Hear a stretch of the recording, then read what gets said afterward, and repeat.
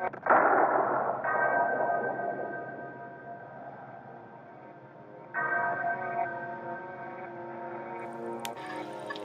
is government-sanctioned warfare against entire people groups. Watch this. See, because when we gauge health, sometimes we focus on things that seem to make a lot of sense, but being truly healthy is so much deeper. What I want to bring to you is the next dimension in health. Where do you go to get beyond? I watched Laura Bush on CNN with Larry King and her daughter talk about the Holy Father and how blessed he was and how peaceful he was. I mean, she spoke as if she had met Christ himself. Laura Bush, and the Bushes are theoretically at least Protestant. His brother is a Catholic, the former governor of Florida, Jeb Bush. But here you can see, I mean, there's a strong, he's with the rabbi. Here he is with the president of the United States. Barack Obama's already met with the Pope as well in Rome. So, people get this big thing between the different presidents. I mean, you're just changing puppets. I mean, for the faith over facts crowd. One of the greatest diseases affecting America today is the disease of pornography addiction, pornographic addiction. For the faith over facts crowd, the greatness of a country can, to a large degree, be measured. Here are some numbers. Infant mortality rate. America ranks 48th in the world. Overall health, 72nd. Freedom of the press, 44. Literacy, 55th. Do you realize there are 12-year-old kids in this country who can't spell the name of the teacher they're having sex with?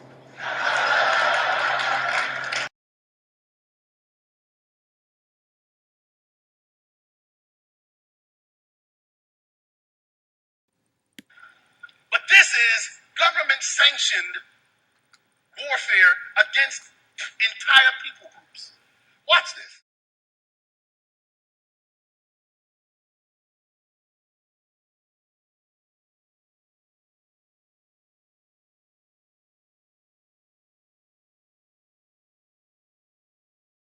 The body sitting right here. You remove the protection of your frontal lobe, and the devil has complete full access, not simply at your conscious, but at your subconscious. Music bypasses the frontal lobe. It enters, your ears are way back here, your frontal lobe is way up here. This is your temporal lobe. Music has got to reach people intellectually.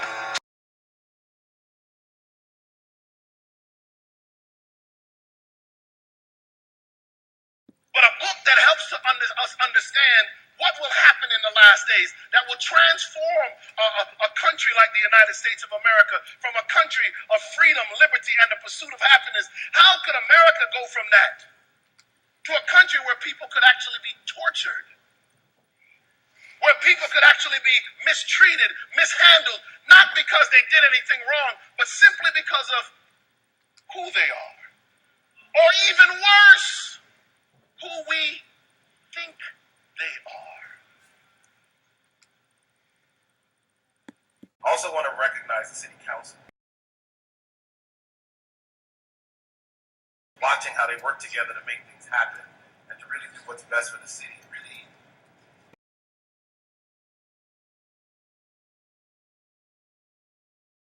I was given this topic, the prescription for a healthy city, but I like the topic because I want to take us somewhere with this.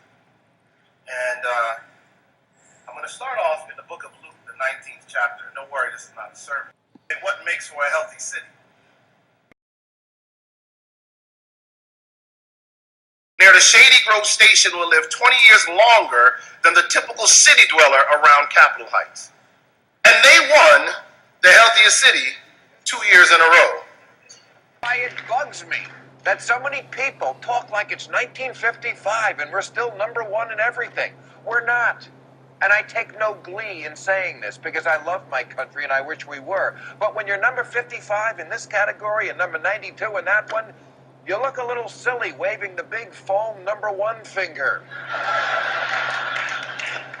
As long as we believe being the greatest country in the world is a birthright, we'll keep coasting on the achievements of earlier generations and we'll keep losing the moral high ground.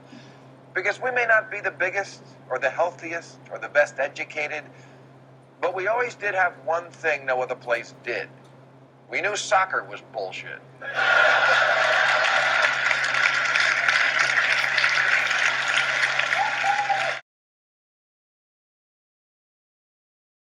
Economic growth or affluent neighborhoods, that such a city is a healthy city. But we know from cities like Los Angeles and New York and Chicago that you can have all of those things and still have sections of town that are devoid of health and of prosperity.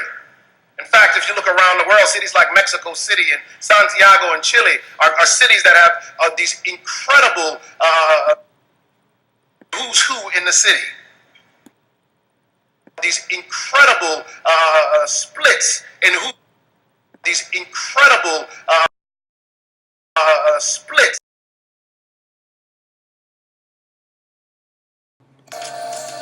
They're the bowels of one of the world's largest and most polluted cities, where disease runs rampant and the stench is sickening. Human excrement, toxic waste, rotting cadavers, all flowing right beneath the sidewalk.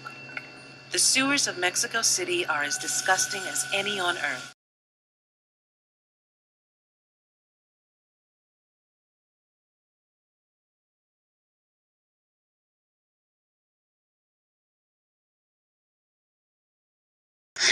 Buffet 6 Eastern.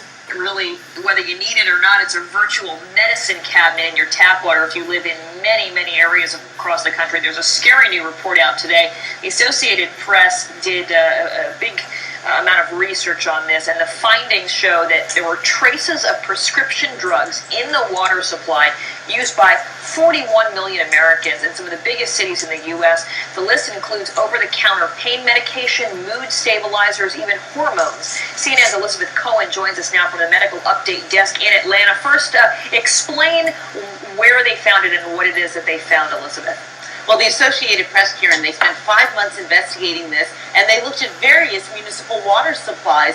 Not all of them keep track of whether or not they're pharmaceuticals, but the ones that do, they all had traces of various medicines. And I'm going to give you a list. This will give you some idea of the kinds of things that they found. For example, in Atlanta, where I am right now, they found that the water contained traces of antibiotics, blood pressure drugs, in Cincinnati, cholesterol drugs, they found a trace of one of those, and estrogen that women sometimes take for medicinal reasons. And in New York City, they found a trace of a seizure drug and an anti-anxiety drug. Now, to give you sort of the big picture, how many drugs did they find in the drinking water? In Philadelphia, they found trace amounts of 56 different drugs. In New York City, they found traces of 16 drugs, and in northern New Jersey, 13 drugs. Now, these are teeny, tiny amounts. That's really important to say right up front. It's also important to say that no one really knows what effect this has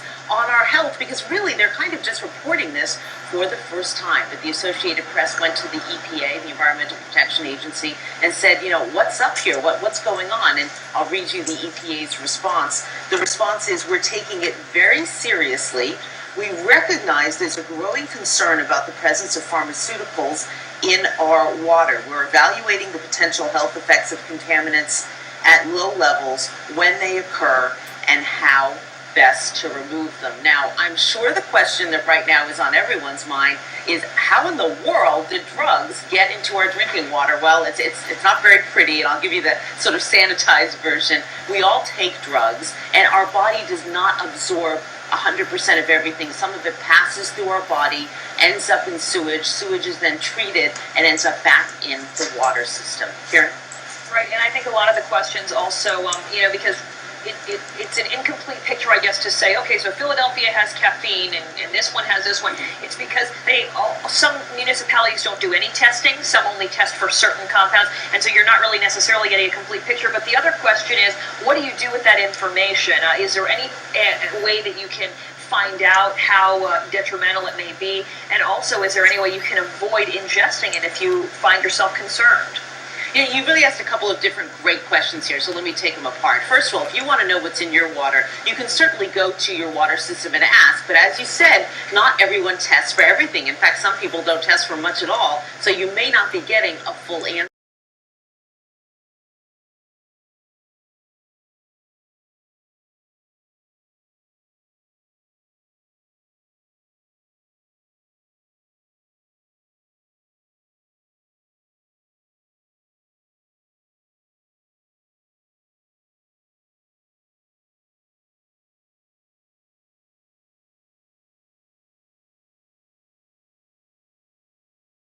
Tyranny is no match for liberty.